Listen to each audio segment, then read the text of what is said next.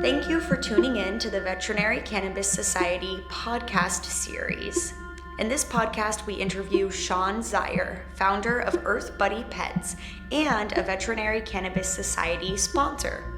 He tells us about his experience creating 2 qualitative research studies on his veterinary cannabis products with the organization MoreBetter. MoreBetter specializes in cannabis product research that allows companies to gain valuable insight on the use and performance of their products by collecting real-world evidence. Such evidence, gathered directly from customers, gives companies valuable feedback on product efficacy, increases customer engagement, helps refine products, and provides plenty of social media posting opportunities. The Veterinary Cannabis Society sponsors have special discounted access to MoreBetter programs. We welcome any questions about Sean's journey and the MoreBetter programs in the comments below. Now to the podcast. So thank you so much, Sean, for joining me today. Go ahead and introduce yourself first and your organization. Yes, I'm Sean Zier. I'm the founder of Earth Buddy Pet. We make CBD products for pets as the starting point of our company, but we have since branched off to minor cannabinoids almost 4 years ago. We started the company in 2016, and my story starts with a dog named Kiva, who I adopted from a family member and basically given the dog. And with Kiva, we got her when she was 13 and she was epileptic and she was non-responsive to medications. And simultaneously being in the pet industry, I saw the explosion in 2016 of all the cannabis products in the market in Colorado here, since we were one of the first states to bring it back into the US. And so I started looking for safe and natural options on the cannabis side for her, and I really couldn't find anything that I trusted, and that was actually from Colorado. And I knew that we had a few years of crops that were being produced, but I really wasn't confident in what was being offered from a pet standpoint. There was not a lot of information on the packaging either. So being in Colorado, you're always 1 degree separated from cannabis.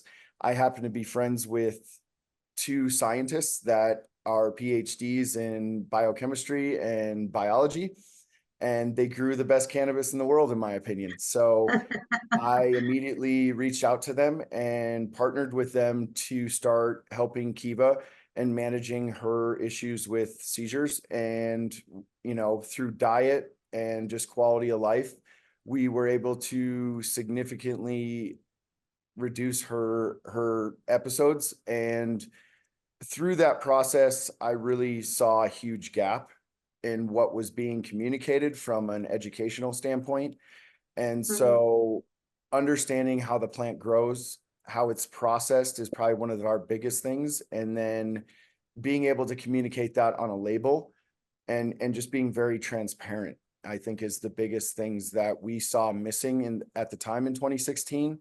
Fast forward, almost 8 years now, those challenges still remain. And, we're a small voice, but we definitely are fighting the good fight and trying to help people understand practical use of cannabis, not just CBD, but, the whole plant and how much value it has and how individualized it is for each pet. So that is kind of a very short story of how we started and kind of my background. So.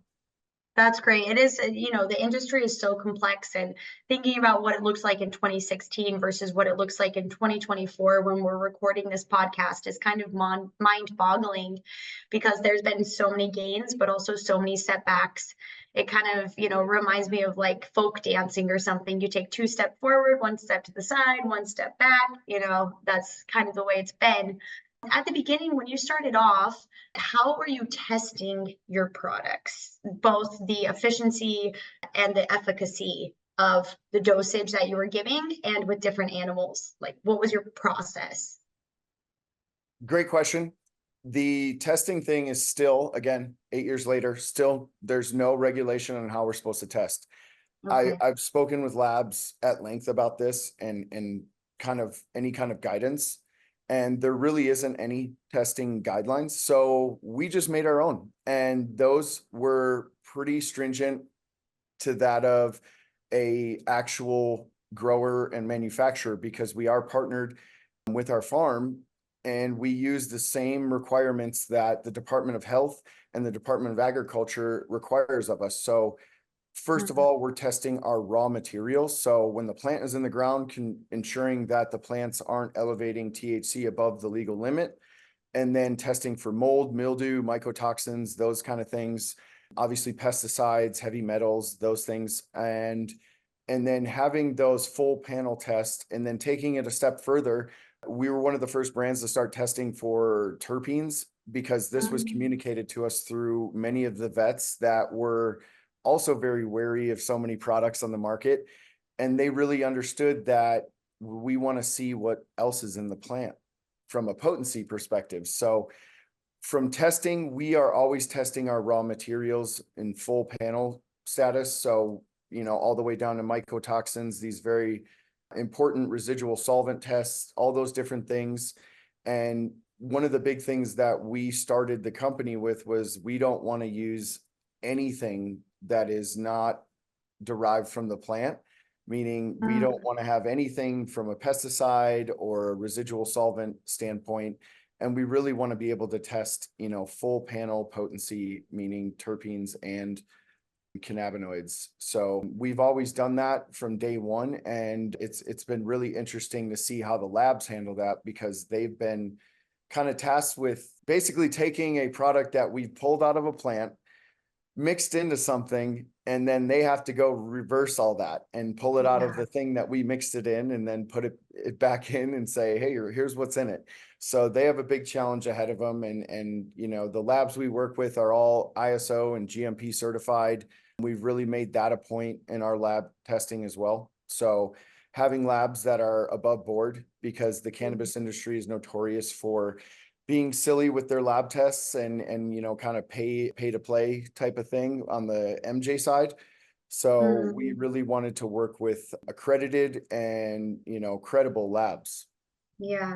So you send it out for testing at a third party organization, and then it comes back in at all the different levels at every stage. Do you have any in-house testing in lab or a lab? Yeah, I'm actually glad you brought that up. So we actually have a R&D research lab within our facility that we are able to kind of test out products before we actually launch them or send them to the third party labs. And so we've actually started taking it a step further, because we've been on the forefront of this. Like before people were even understanding what other cannabinoids were, we were testing for terpenes, and we didn't even really know how they interact with them. And until this day, I still can't really say for sure. I'll just back up a second. I am not a doctor. I have to be very clear about that. And I don't call myself an expert. What I am is I'm a true pet lover, and I want to help pets the way I've helped them myself in my own house. And I've always been a really strong researcher, because in school, my background is in health and fitness as well, like you. And so studying research papers and really understanding at least a baseline knowledge of how these products work, and coming up with a generalized idea of how we can communicate that.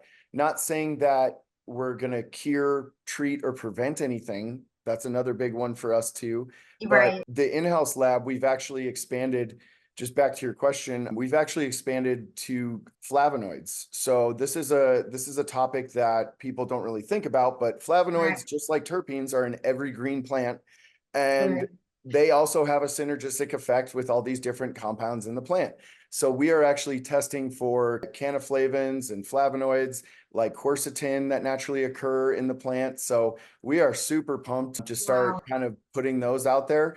These minor compounds, since they're so new a lot of times, we are usually so far ahead of everybody when it comes to this kind of philosophy of, we want to show the whole plant, that when we're doing it, it's usually so unknown and so, foreign to people. People are still trying to figure out, what cannabidiol does in the bloodstream. So When we launched this, we're like, yeah, we do that too. And oh, by the way, you can see kind of literally everything that's in the plant.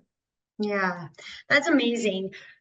There's so much left to explore, with that plant. Sorry, there's now a cat in the image. Just perfect. Thank Nice. you We have for an joining audience. us. Yes.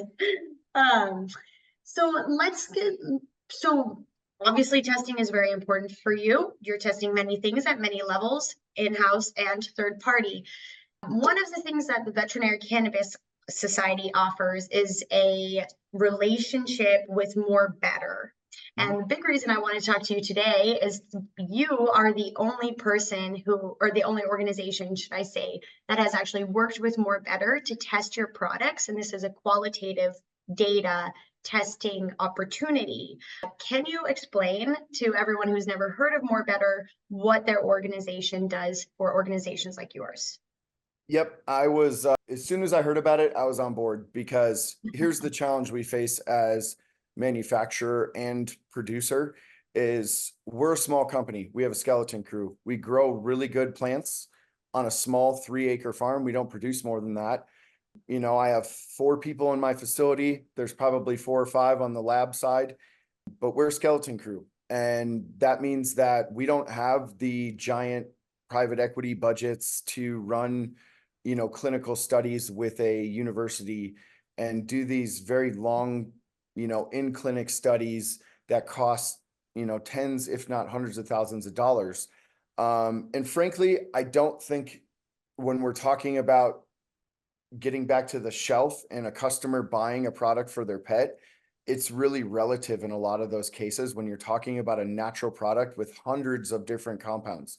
So our challenge was, how do we have data that is actual real world use data that actually is easy to communicate to the end user, the pet owner?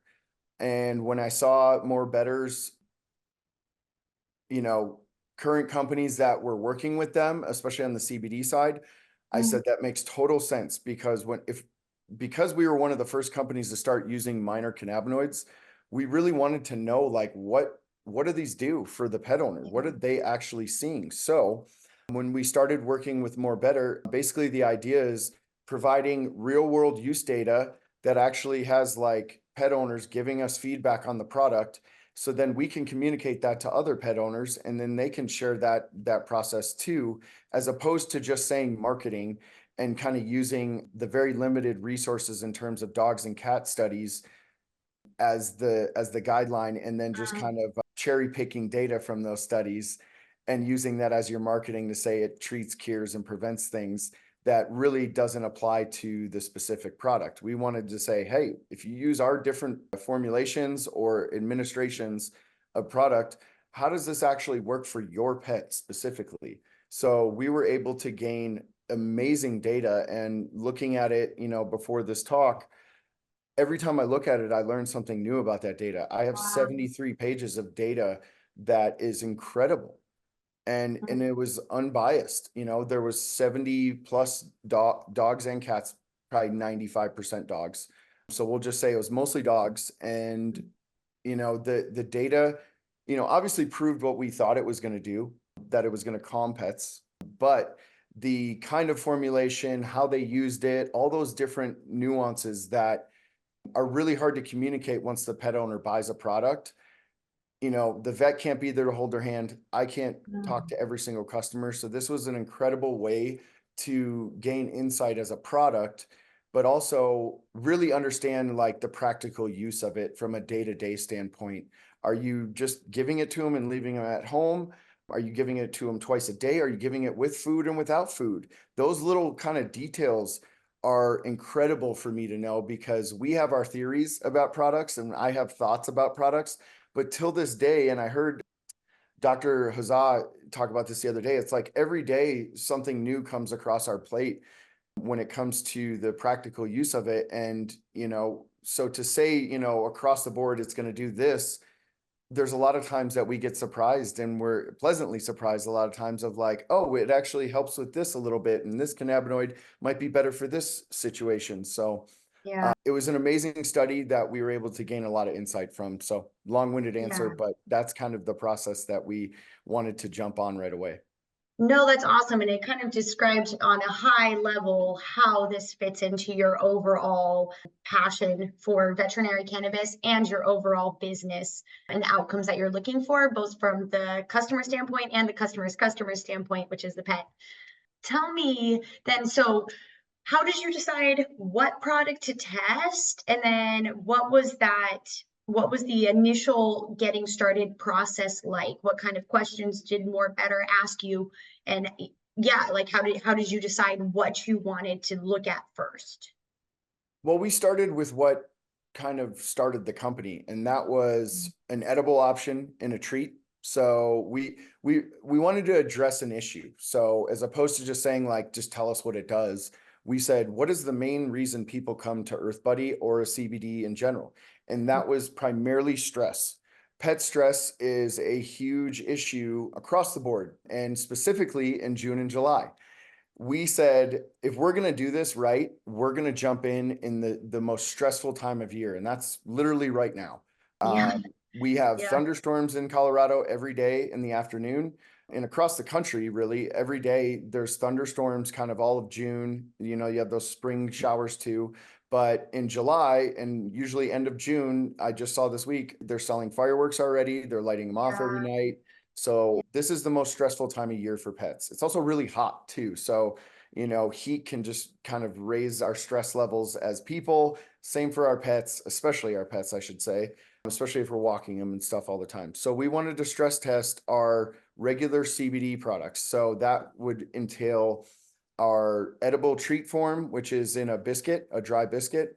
And then we did our regular full spectrum CBD, which is just in an oil form in 3 different Mhm. sizes. It's the same strength of a 500 milligram per 1 ounce or 30 ml. And then last but not least, which I was the most curious about, is we really wanted to see if our water soluble form that is in a water base would actually have more significant benefits around pet stress. And it is a squirt device. So it's a different delivery device than the other two. So oil, the droppers create a little bit of hesitancy with cannabis naive customers. The treats, a lot of people think they don't work, but because the dosage is often lower in treats. And so we said, well, let's use our fastest acting product, meaning it's going to get in the bloodstream quicker. And we wanted to see how that product works. So those were the 3 categories we used. We probably could have just limited it to oil and kept it simple, but I wanted to see how they vary between product and how the consumer is going to use those products comparatively to the others. So we had mostly existing and new customers. It was probably about a 50-50 split.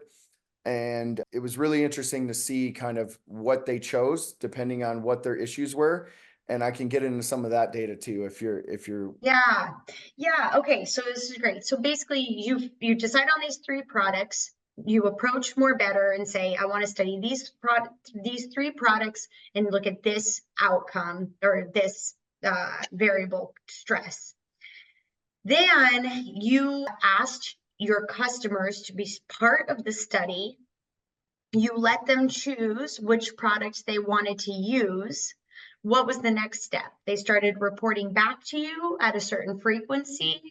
I'll back up one second. So Yeah. what we did is we worked with MoreBetter and vets within VCS and outside to really try to figure out how do veterinarians assess stress and Mm, and anxiety. So looking at that, we wanted to say like, what is the typical path that you guys assess this?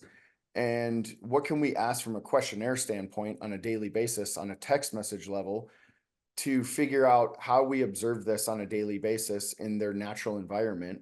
And so basically a lot of those questionnaires and baseline tests were based on typically what vets end up prescribing, like Prozac and some of these really sedative products mm, from a pharmaceutical standpoint. But we wanted to assess that the same way and ask them the same questions. So that was kind of the baseline for questioning and understanding how we're going okay. to address the solution to this. And then once the pet owners got the product, so the study design was basically they sign up and they don't use the product for 5 to 6 days when they get it. But we're sending them questionnaires that we're going to be asking them while they're using it prior to using it. So we basically ask them questions on a daily basis without the product. So we want to see as a baseline what they're actually observing, because we always think we know everything about our pet. But when you really start having a questionnaire on a daily basis to understand how to properly observe your pet, this is really important, because now you start noticing different things and what your pet's reactivity is and how significant that reactivity is before you even start using a product to help calm them. So now we create a baseline, and then once they start using the product, they're much more in tune with their pet's kind of regular behaviors and what they're actually reacting to or what's actually causing stress. That's so interesting. I wish I had that questionnaire. I want to better observe my pets. Everyone should have that questionnaire. I was also thinking of during coronavirus, when there was this huge uptick in veterinary visits because everyone's just actually at home observing their pets for a long time. Speaking of that, what year did you do this? Your first We MoreBetter? did Because it I know in you 20, took yeah, two. we did it in 2022. And one of the Okay. really, just one side note, one really amazing thing that we were able to kind of glean from that was we were able to create a really awesome kind of a CBD dosage journal for pet Okay. owners as a result of this study, to Oh, really like go through. So, you know, like you said, you're like, I would love to be a part of that. Well, we created a whole journal that you can literally log and download from our site to basically, you know, using that study, we kind of crammed in a pretty long journal, probably about a 1 month journal that you can use to kind of daily track your pet's behavior, how they're reacting, those kind of things. And that was really helpful. So, I mean, dosage is the biggest question of how to use it, when to use it, how frequently should I do it with food, without food, all these different things that you can start observing. And so we wanted to create some really useful material from a dosage standpoint on this. that's so cool. I love that you made this so tangible. Yeah, that's so impressive. I want that journal for that's really cool. So, okay, so let's go back to the process. So you spoke with veterinarians to decide what kind of questions you were going to ask and how you would actually evaluate the responses and the outcomes.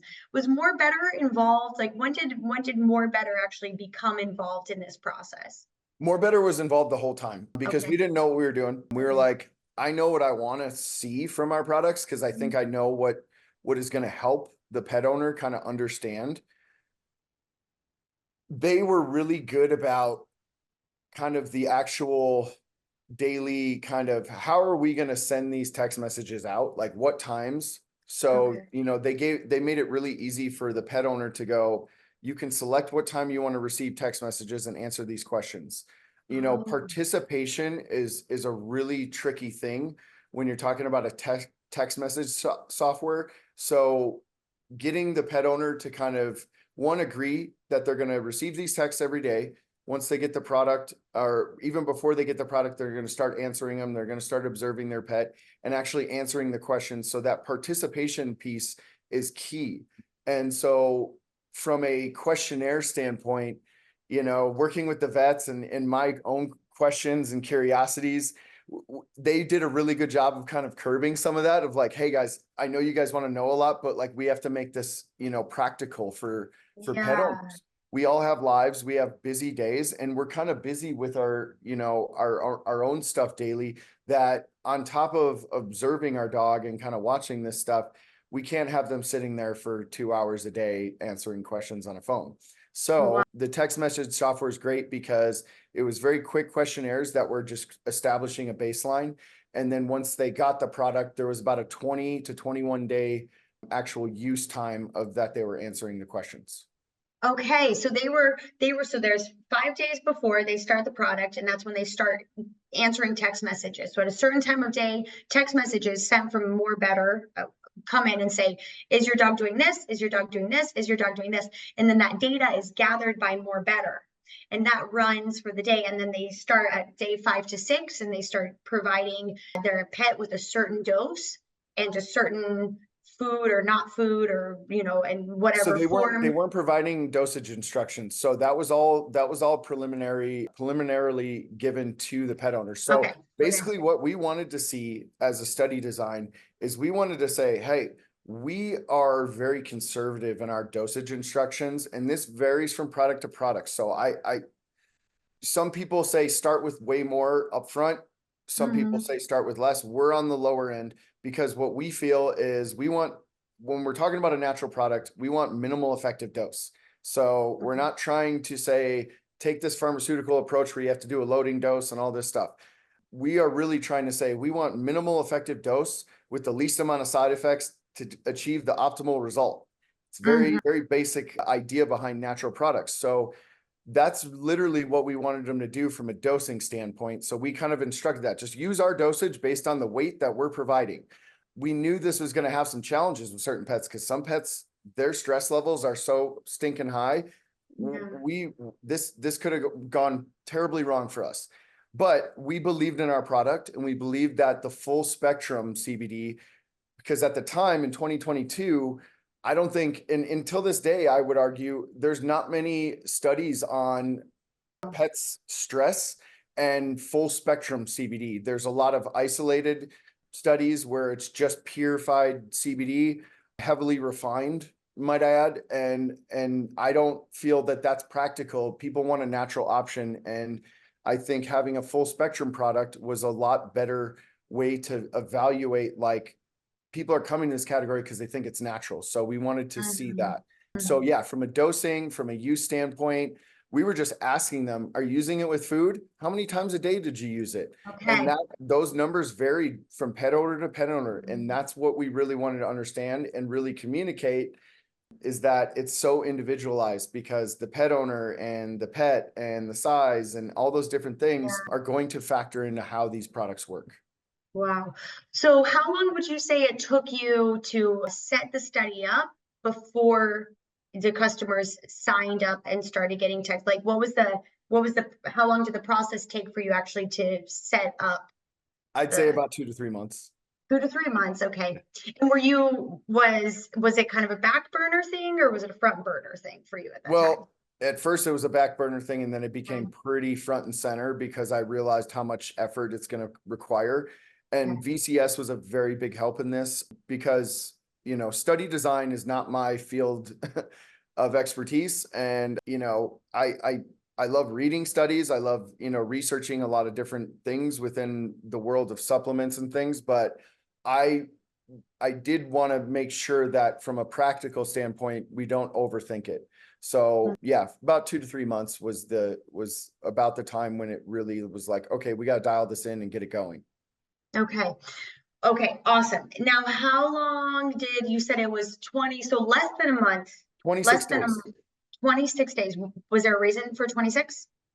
Yeah, because we didn't want to do it so short that, through that time a month, one, it's like, we really wanted to show like, hey, if you start using this weeks out, when the booms go off, the idea is like, and fast forward to now, what we really understand about our products and our extracts that we use in our products is that there needs to be, people use the term build up a lot. I don't like using that. I'd rather say we need to train that pet's nervous system to handle these hard moments. And we wanted to see at least, 15 to 20 days ish of use to really see a full scope of like, is it actually calming your pet throughout these tough times and what they're reacting to. So I think 21 days is probably the max people are going to participate to.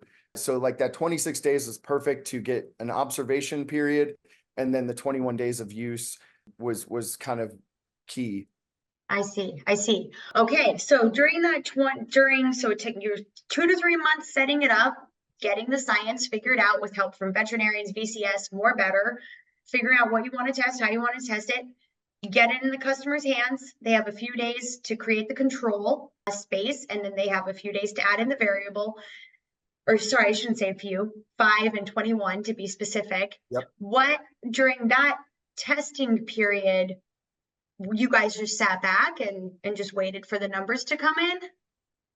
Yeah, you know, since the work was done after that, we kind of just Yeah. sat back and were curious to know on enrollments. Like that was kind of the biggest thing, is like how many people are actually enrolled. And then, there's so much data coming in at once. We kind of just relied on MoreBetter to kind of Mhm. compile that data, and really using their software and their data collection process. That was really the key benefit of using MoreBetter, and the value of them being able to crunch those numbers.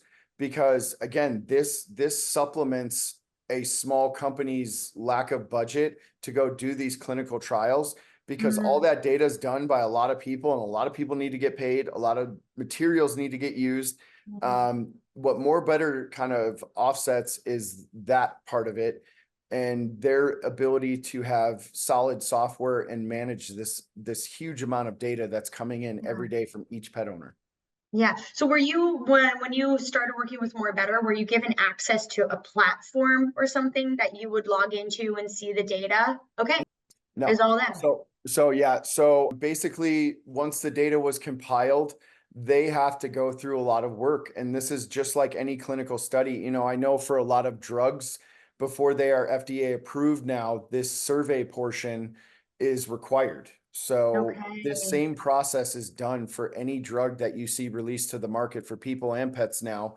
But the survey portion is equally important in my opinion, because you can really gain some really useful insight into the actual practical use of it. Mhm. Because we can do all these clinical labs and say it does this in the blood and that in the blood, but when people are actually using it and going about on their daily lives, like that can actually highlight some things that, hey, this might be an issue, or and this is in regards to the pharmaceutical side. So for us, we're really using probably one of the most important parts of approving a drug, but in this case, it is a Yeah. natural product that is very safe. So from our standpoint, we weren't as concerned about the safety, obviously, knowing that we test the way we do and the controls we have in place, but it's extremely important to understand, like, why we're doing this is because this is going to be more practical to people's daily lives.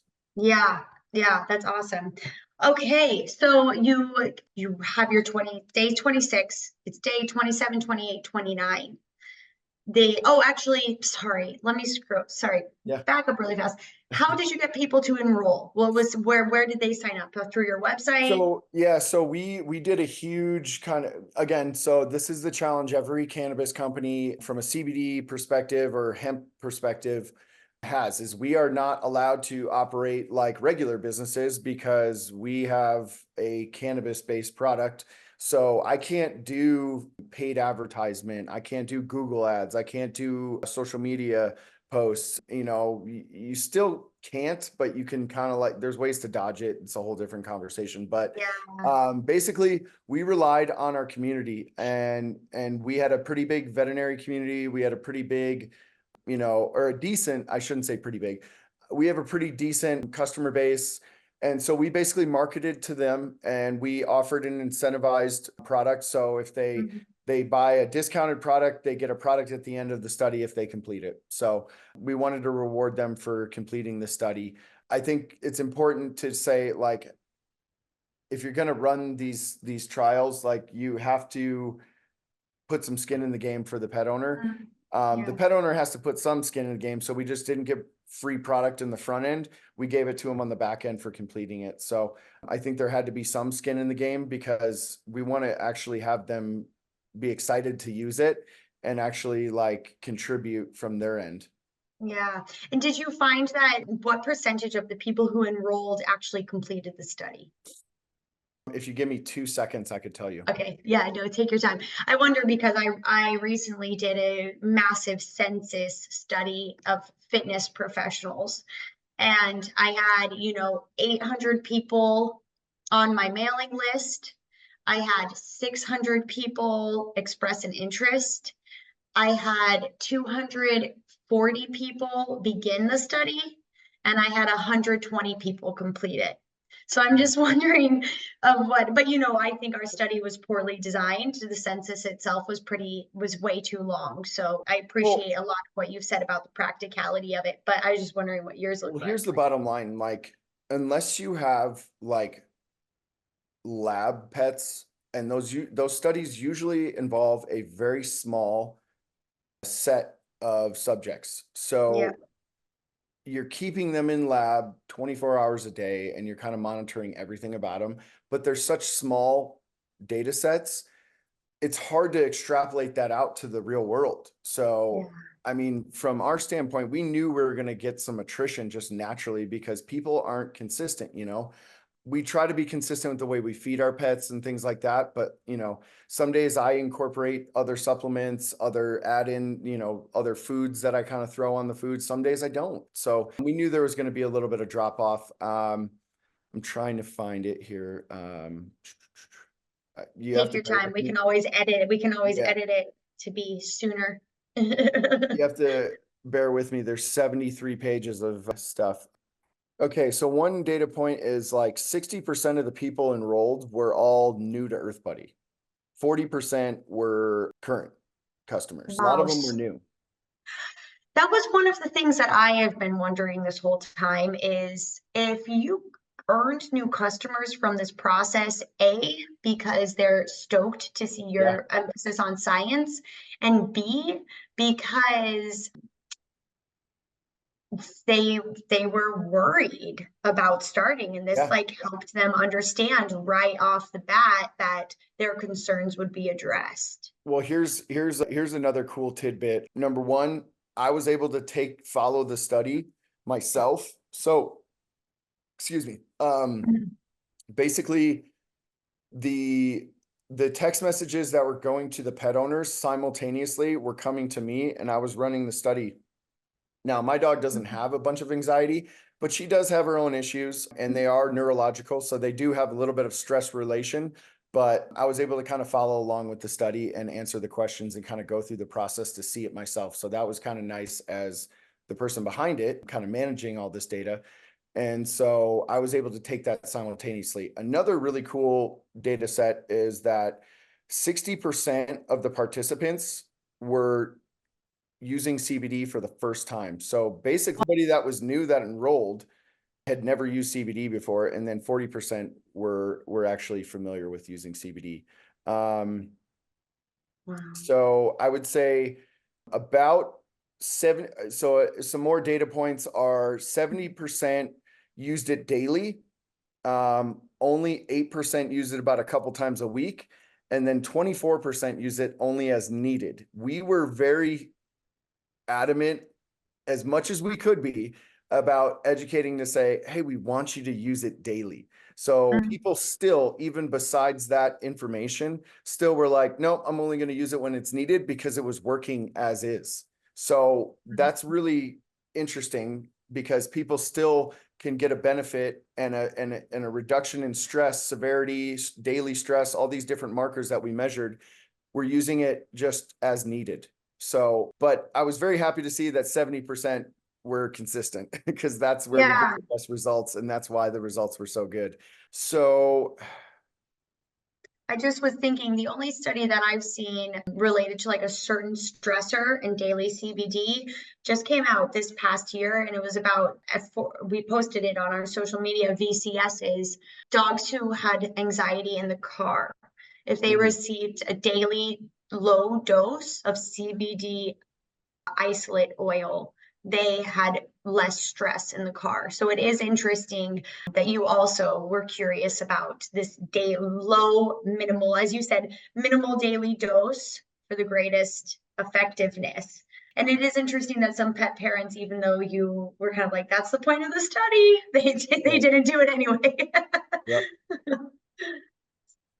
Okay, I so think on average, I think kind of what I'm gathering, it was about 75% actually completed the okay. entire study. Just from the data I'm kind of scrolling through right now, there's a lot here. So, you know, whenever I go through these 75 pages, like I was telling you before we started recording, every time I look at this, there's a new set of data that I can kind of pull from. So the value of this is like, when you get this much participation, there's so much more data to pull from to at least give you kind of clues and ways to communicate, hey, this is how to practically use it.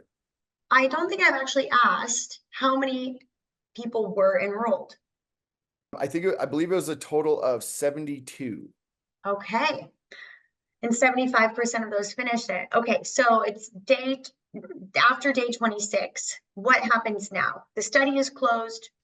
Yeah, Then it took MoreBetter probably about 2, almost 3 months to compile this data because there was a lot. okay. And like I said, I have 73 pages of data. So they had to compile a lot of data and kind of sift through.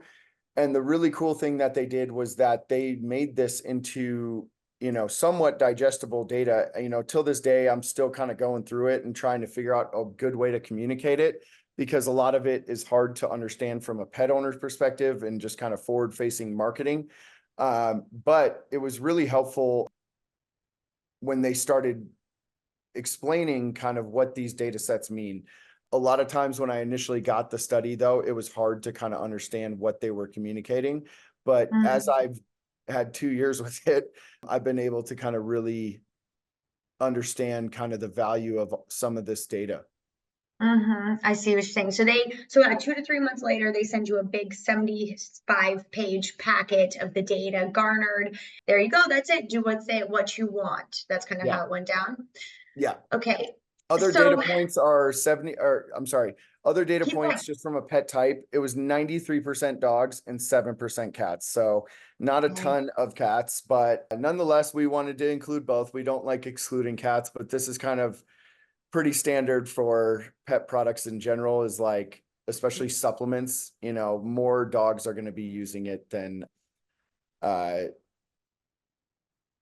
cats typically. Yeah. Yeah. You're talking to a cat lady here, so watch yourself, but no. No, we never try to exclude cats. It's just really Yeah. hard to create products that were like, very easy for cat owners to use, because some cat owners, they can manipulate their cat all they want. They can put stuff in their Yeah. mouth, they can sneak stuff in, and other cat owners are like, I'm not getting anywhere near my pet with something. Yeah, super afraid of their cats. Yeah. So Super just, scared. 80% of participants really enjoyed their Pathfinder experience. That Pathfinder experience was the text message Yes. process? And Okay. then the other side is, 86% seem to enjoy the taste of the treats. There's countless data points that I can speak to on this. Wow. So yeah, Yeah, lots of so fun cool. stuff that I'm kind of digging through as I was trying to find your answer. Yeah, no, it's cool. I can see actually, I'm watching Sean right now, and he is just, your eyes are lighting up when you're looking at this data. It is so valuable. So if you've done 2 studies now, and you mentioned that I think you're thinking of doing a third, how did you change? What did you learn from the first study that you instituted in the second study? What did you do different other than the So the products? second study was a little bit trickier. So I feel like this concept is very valuable because, again, we're talking about real world use data. So many clinical studies I see, and again, I don't want to sound like I'm bashing clinical studies. I think they're super important, and we've gained so much insight from a product formulation standpoint from so many clinical studies, because that's all we've had. And there's great ones on dogs and cats, but so many of them have such small subject counts. So most of them have 10, maybe upwards of 30 dogs sometimes, and there's not a lot of like daily use data of like, what is the pet like at home, what is the observational portion of it. So for the second study, we went to basically what we feel is the most practical second reason people come to a cannabis product for, and that's joint mobility. So with pets aging, pets overweight, they have a lot of joint aches and things like that. We had simultaneously in 2021 launched our minor cannabinoid products. So we were very, very interested in launching an acid form, or an acid dominant form, in CBDA. So we have 2 different CBDA formulations. We have a 1-to-1 CBDA, CBD, and then we have a 4-to-1, which is a high CBDA and a low CBD. And what we were formulating those and why we formulated them the way we did was, yes, we understand that a lot of older pets are going to have a lot of issues because they're getting older and their lifespan, seems to speed up as they get older. So we wanted to address one of the most common things, and that's, joint mobility and just their ability to kind of move freely the way they once did as the super athletes they are. And so we wanted to test these acid forms because what we wanted to see was if your old dog is tired and in pain and they're achy, they're probably sleeping much more. They're probably laying down much more, and giving them a ton of CBD, which tends to be more sedative, is probably not the best answer. Now, it will help with some pets that have these joint aches and discomfort, these mobility issues, but we might be sedating them too much too. And if they're already sleeping 16 hours a day, I really don't think it's a good choice to give them a ton of CBD to treat that issue while sedating them too. So we said, all right, let's put our 2 CBDA formulations up against this big task of pets with joint issues. And so that study, we wanted to bring it over to one of our biggest channels, which is the retail side, because every pet store I go into has at least 2 to 3 dogs come in and they're like, that dog needs some stuff for the joints. You can tell the way they walk, you can see their gait. And, contrary to veterinary practices, a lot of vets don't see their pets that often or see their patients that often. A lot of people aren't trying to go to the vet every month, but what they do is they go to the pet store every month and buy their food. So every month, every 2 weeks. me too. So we're probably on that side. So when we started approaching retailers, we picked one retailer in particular in Fort Collins, and we said, hey, we want you guys to handle the enrollment. We did it online as well. And the response was a little bit less. So I think because the majority of people kind of find us organically because they want to chill their pet out, because they have a crazy pet, a super hyper reactive pet, super high stress pet, that just kind of falls in. As their pet gets older, they start using it for the joint issues too. But we wanted to address those pets that are older and have a lot of issues going on, specifically in the joints. So we worked with a retail chain up in Fort Collins called Pooter Feed, and they helped us with the enrollment, and they got the majority of the enrollments comparatively to our online. And I think we ended up with about 35 dogs. Okay. The really interesting part of that study was I would say probably over 95%. I don't have the study pulled up, but I could pull it up. I would say about 95% of those pets were on a anti-inflammatory. So we had an uphill battle with that study. Regardless, the data was really good, and we got a really good response. Just hearing just how passionate you are about this and how exciting it is and how interesting. And as a pet parent, I know I would totally want to be involved in this study, especially if my pet is, transitioning from one stage of life to the next. But from an organizational standpoint, which kind of organizations do you think most benefit from using the MoreBetter service? I think an organization that has a solid foundation in terms of their marketing team to be able to take this data and actually communicate it properly to the masses. I could still throw this to 10 different designers and I'm going to get some pretty kind of marketing materials. So I really have to hold hands when I do this, because it's just me. Like I said, and I started this, is like, we're a skeleton crew. So I think, if you have a good marketing team, if you have people that can really pull the data out. The other thing is too, you got to be careful with people misinterpreting data. We often do that. We often, we look at studies all the time, and I see companies do this constantly. People like to cherry pick data and they don't really look at the full study. And we didn't want to do that at all. So we wanted to be very clear. What I would say is be careful on who you have dissecting this data and double check their work, because we had a few people kind of pull some data, and then we looked at it, and then MoreBetter did a good job of going, hey, we looked at that. That's not actually accurate. You actually misinterpreted that data. So we released that. So MoreBetter has been also still supporting you in this you can email them and ask them questions even after the fact kind of Yeah, thing. Tyler from MoreBetter is amazing. I can't Okay. give him enough credit. He's super responsive, easy to work with, very knowledgeable, and really did a good job of taking like the pet owner standpoint of like, if I'm just looking this as a shopper, and that's really Mhm. the goal of these studies is, if I'm gonna do this, what is gonna be useful from a pet owner standpoint when I go to the shelf and I see these products? So, the biggest markers that we've been communicating now, since we've kind of dialed in what we want to, preach about how this study was successful, is the severity of stress, the daily stress, and the Mm. overall stress reduction that's full spectrum CBD can provide. And that's where we saw our biggest leaps.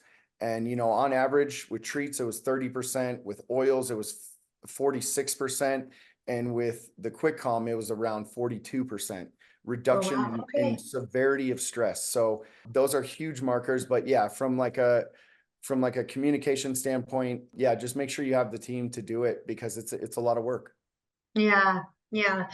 Well, I'm so grateful for you for explaining this process. I actually learned a ton in this conversation. I thought I understood the more better process, but it's actually way more complex and deep than I thought. And it is so exciting. I think the reason why I love this collaboration is because people like you who are out there in the world using a product, any product that's understudied with the thing that they care the most about, deserve to have the space to test it, to see what it's like, to figure out the right dosage for their pet at their time, and to be guided in that process.